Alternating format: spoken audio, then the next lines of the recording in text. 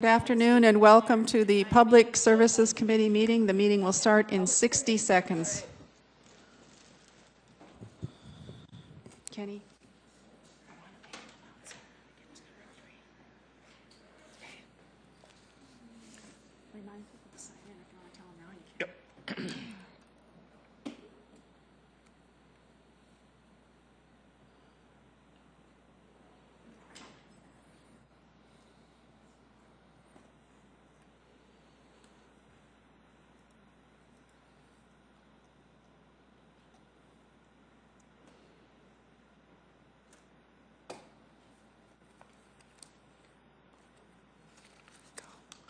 This meeting of the Public Services Committee, Tuesday, July 10th at 5 o'clock is called to order. The first agenda item will be review and approval of minutes dated June 12th, 2012. Move approval, Aguilar. Second, Karski. All in favor say aye. Aye. And that passes 4-0. The first item on the agenda will be the false alarm ordinance. And that will be presented by Chief Doug Bartell. Any visitors, we would like you to please sign in so that we know who is all here today. Thank you. Committee Chair Anderson, may I say a few words? Sure. For item 3, we had the incorrect electronic attachment, which has been corrected and updated and is now available to the public, and we have copies on the desk if anybody needs them. Thank you. Good afternoon, Doug Barthel, Police Chief. This is a proposal that we actually brought before you a couple of years ago, and since then there was some civil litigation with the city and the whole administrative appeals process, and now that all of that's been worked out, there were some changes recently made in state law that just went into effect at the first of this month. So we're now finally in a position where we feel comfortable moving forward again with this ordinance proposal. Just to give a little history on this, our department responds to a large number of false alarms every year, burglar alarms and that sort of thing. Just to give you some numbers, just for last year alone, we went to 1,986 alarm calls, and of those, 18 of them were valid alarms. So less than 1% of the calls that we go on are actual valid alarms. They're false alarms. They either an employee error, issues with the alarm system. It's a variety of different things. Can be the weather, and a few other things can certainly affect that. But in most cases, it's human error that causes these. So we're averaging about 5.4 alarms each and every day that our officers respond to. Whenever we have an alarm activation, we send at least 2 officers to that. So you're dealing with a half hour, probably upwards of an hour. The officer responds. We have to wait for management to come out if it's an unoccupied building. It might be in the middle of the night. So it frankly ties up a lot of our time.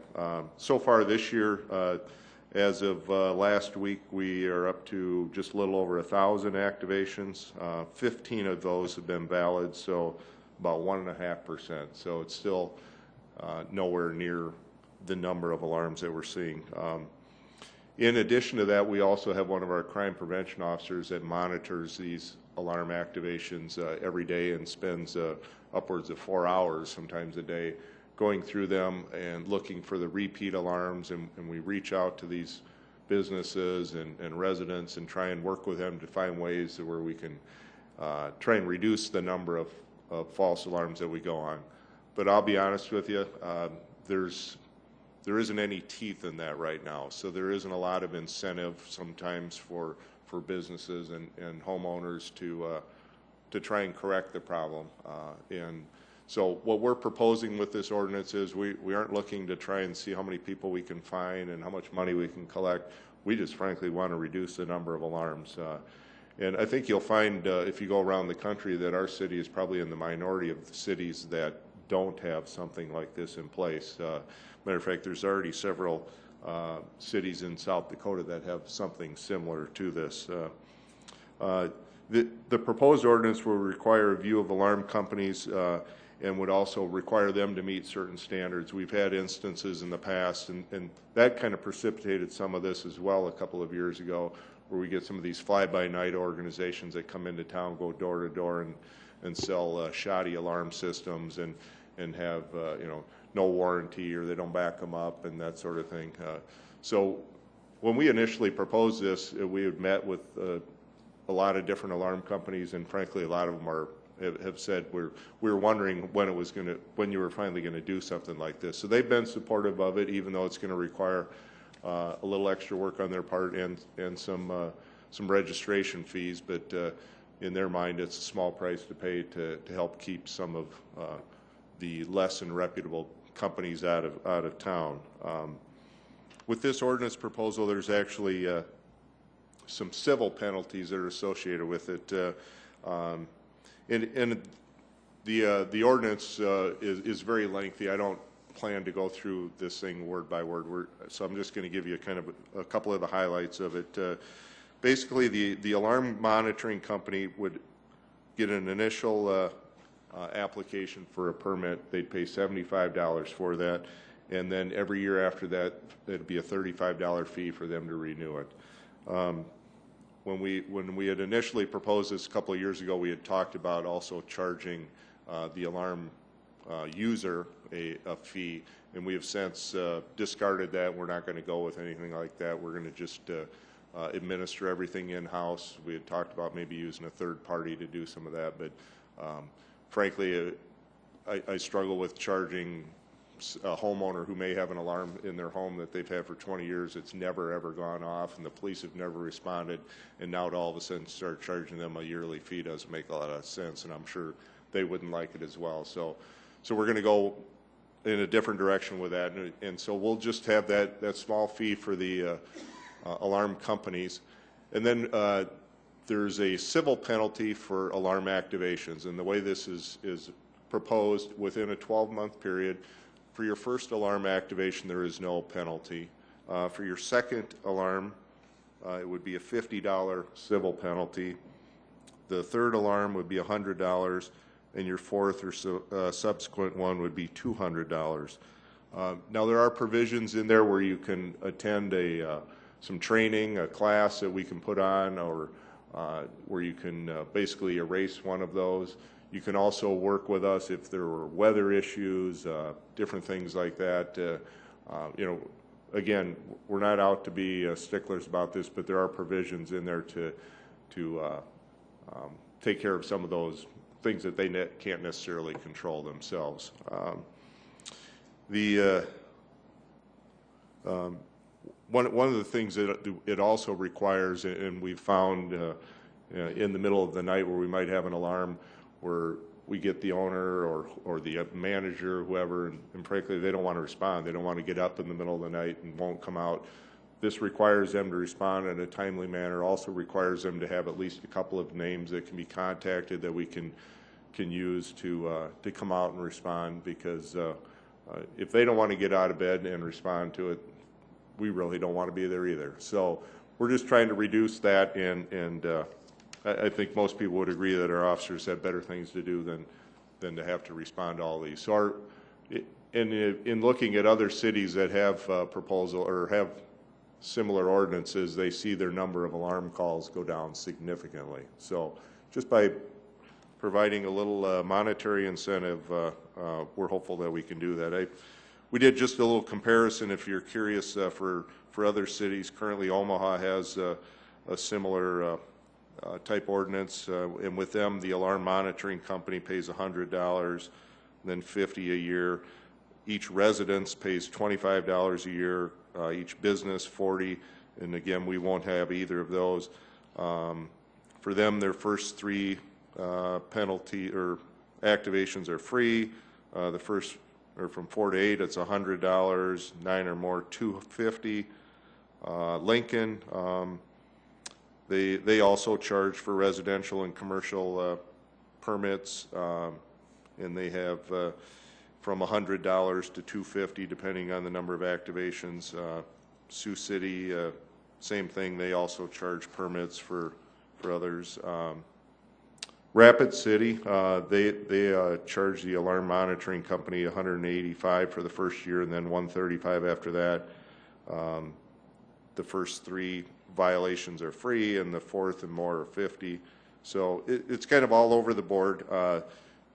With our proposal, as I said, we would allow the first one to be free and then a graduated civil penalty from there on up. But so that's kind of the ordinance in a nutshell. Be happy to answer any questions. I also have Keith Allenstein, who's with us, who helped craft a lot of the language in there, and also Greg Schmidt from our crime prevention unit. He's the one who's been basically doing the work on this for the last many years, and he'd love nothing better than to find something else to do with his time in the morning rather than having to deal with all of the alarms that we responded to the night before. Again, it's still going to require some administrative work moving forward, but we're hopeful that that work will at least show some results and reduce numbers. So. Thank you. Any questions from the committee? Mr. Karski? Interesting ordinance, Chief. I'm just reading through it. How many alarm companies do we have in Sioux Falls right now? Do we know? Good question, I guess. Well, over 100. Wow. I would have never guessed. Greg Schmidt with the police department. Again, Greg Schmidt with the police department. If you think about it, you go, wow, that's quite a few, but think about all your big box stores. They all have their own alarm companies. Then we have, the chief touched on some of those alarm companies that come in during the summer and such. So there's several of those. But when I started doing this years ago, I started keeping track, and I thought, oh, we'll probably have 20, 30. I quit counting at 100 because there's just so many. So it's really, it's part of it knowing who is here and what are they doing. So that's why we're talking about doing the permitting for the alarm company. Thank you. Greg, I'll have you stick around because I think you'll probably have some more answers here. Councilor Aguilar? Chief, Councilor Erpenbach and I were candidates at the time that this came up last, and we saw that at that council there was quite a bit of discussion but also concern. Do you feel that with this revised ordinance that those concerns have been addressed and that this is a more workable ordinance? There's definitely been some major changes from that proposal back then, namely the fact that all of the residents and businesses won't have to get a permit on their own. That proposal would have used a third-party administrator, and they actually would have taken a portion of the fine or civil penalty money collected, permit money, and then we would have actually made money on that deal. We realized that that was not the best way to go, and frankly, we're not in this to make money. We just want to, I mean, of the 80,000 calls we go on a year, 80,000 plus, if I can eliminate, 1,000 of those or more, hopefully more, that's huge. That's a lot of officer time that could be spent doing more proactive work, responding to other calls and that sort of thing. So. Thank you. Councilor Erpenbach? Thank you. My question is for Greg, and it's the kind of the flip side of Councilor Aguilar's question. On the first National Night Out that I went as a council member, I rode with you, and you talked about this extensively and shared some of your frustrations. You have been doing this a long time to get this organized. So my question then is the other side of that, from the enforcement side, from your perspective on this particular piece of legislation. Is it workable? Is it where you need it to be? I believe, and we believe, it's very workable because from the past several years I've been partnering with all these people. I send letters out, communicate with them. I get emails back from people going, we're sorry, this is what we're doing. So we're reaching out to get people to go, wow, I didn't know there was such a problem. And as the chief mentioned, years ago we were I remember when we first started really counting, we were probably upwards of 3,000 we were having per year. We're down to around 2,000 now, and the biggest part of that is reaching out to folks and going, we got a problem, how can you help us, or how can we help you? And again, there are those that, like the chiefs talked about, is, there's no bite in it, so I can send letters every day and never hear anything back from them. I think we are at the level right now at around that 2,000 that we've bottomed out, and I don't think it's going to go much below that. And then I did a check just a little while ago, and we're kind of on par. By the time our years end, we find we'll be at about 170 new people that I have been introduced to reference alarms. So it's gone down per year, but again, this year we're at about, by the time we get done in December, we'll probably have upwards of that 200 new alarm users that have activation. So, in the years I've been doing this, there's been some businesses that went out of business, there's some people that moved away, but our numbers stay up because we have all the new activations and all new people. And again, it's not out there to make money, it's out to get compliance, so they can just help us out a little bit by, numerous times Metro Communications says we have nobody on the list to call. The alarm companies will call and say, we have all these names, but nobody, they'll get a call, they'll call them and say, we haven't worked there in 3 years. So we want that, that's what we're really looking to try to do, is get these folks to go, okay, I understand. Schmidt, you're not going to leave me alone, so let's work it out. And, I've been a bulldog on this thing for several years, and, we're proud of what we've been accomplishing because we went from around 3,000 down to around 2,000. The chief talked about 1,000 to go away. I would see, and this is my personal opinion and working with sizes of towns all around the country, that with our numbers, I look within a couple years that we would probably reduce on probably 75%. We're always going to have those trouble, the ones that we really, really have to work with. We have one business here in town right now that's had 19 activations.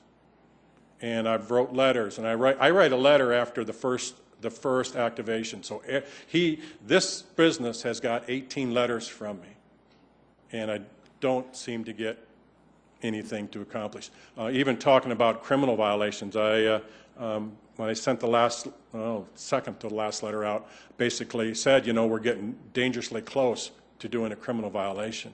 Things went away a little bit. We just got another one today. So, we can continue to do what we're doing. I can continue to do hours of work every day.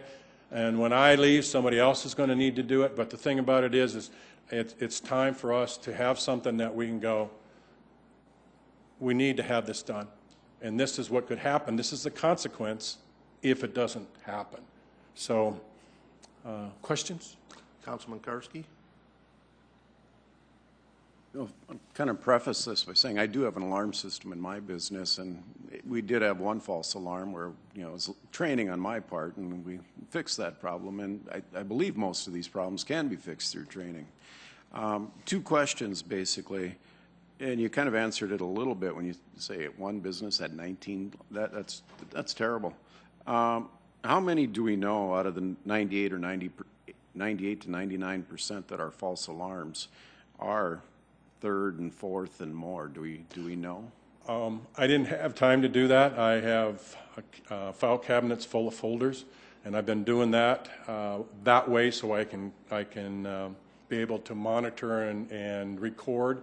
Hopefully, if this alarm ordinance goes in, I can go everything electronic so I can get rid of the folders. But I would have been nice to go through it and go, okay, because everybody that has an activation gets a file from me. And then they get their first activation, and after that, then the letters start to come. Okay. So I would have that available. I just need to count. That's fine. I was just curious if you did have that handy. And the second part of my question is on the fees. Chief, you had addressed what some of the other municipalities are doing. How did we come up with our numbers? How did we settle on the 75 and 35, the application fee? Well, we wanted to come up with something that was reasonable. I mean, actually, when you look at our fee for the alarm companies, we're at the lower end of what most cities are. So, again, it wasn't trying to make money, it was just to cover some of those administrative costs. And when it comes time for the penalty part of it, there needs to be some teeth in it. I see some of the cities allow, 3, 4 freebies before they then impose a penalty. Frankly, I don't want to wait that long. I want to have something in place so after the second or third one, they're doing something about it. And that's one thing that I failed to mention. Greg talks about, these places where they're going off over and over again. Imagine you're the officer, it's 3 in the morning, and every time Company X at 3 in the morning, the cleaning crew shows up, they set off the alarm, and so I respond to that alarm, here we go again. And then all of a sudden there's a night where it is an actual break-in.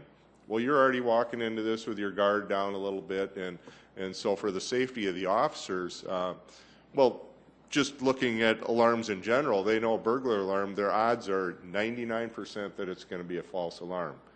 Granted, we train them and tell them you got to go in there always thinking it's going to be the real thing, but let's face it, if you do it 99 times out of 100 and it's not, human nature, your guard's going to be down a little bit, and that's not a good situation. So I want them responding to legitimate things rather than things that are, because somebody failed to set this thing right, or the cleaning crew forgot to, turn it off when they walked in. They don't care. They're just there to clean, and so there's no incentive there for them either.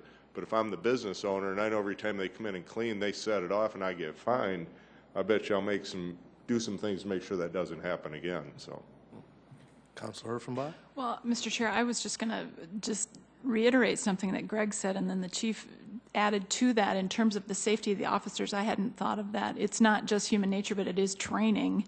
That 99 times that you go there and it's not a big deal.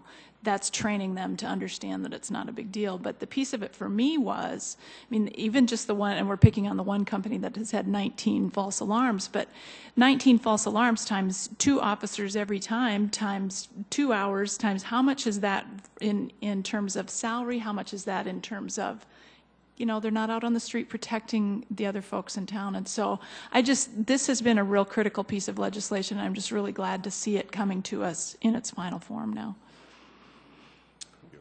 Any other questions from the committee? Thank you, Chief. All right, thank you. Do we have anyone in the public that would like to comment on this ordinance? Okay, seeing none. I guess I would just like to make a brief statement on this, and I want to thank the chief and his staff for their patience and their diligence on writing this ordinance and making sure that it fit for Sioux Falls. And I spent a little time reading through this, and I think it does. So thank you once again for your work. We really appreciate it. And any motions from the committee? I'd move to move it to the full council for. Second, Aguilar. Okay, any other comments? All right, all in favor say aye. Aye. Okay, that does pass 4-0.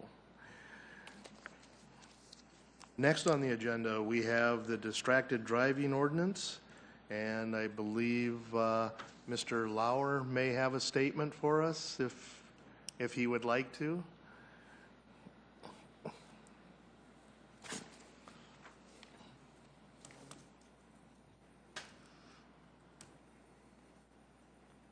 Rich Lauer. I live in Sioux Falls.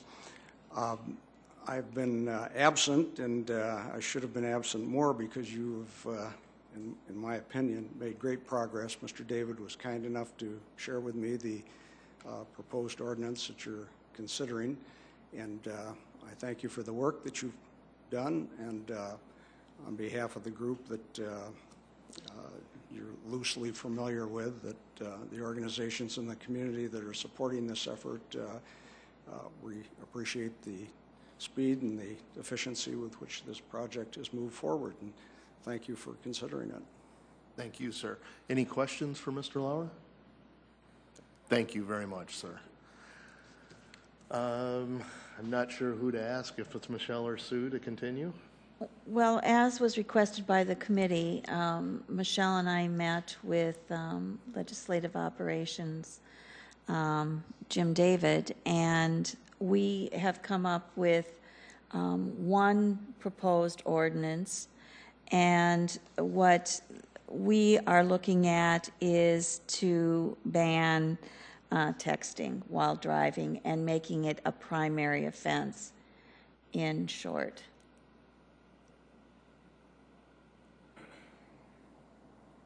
Any other comments from any other committee members looking at this?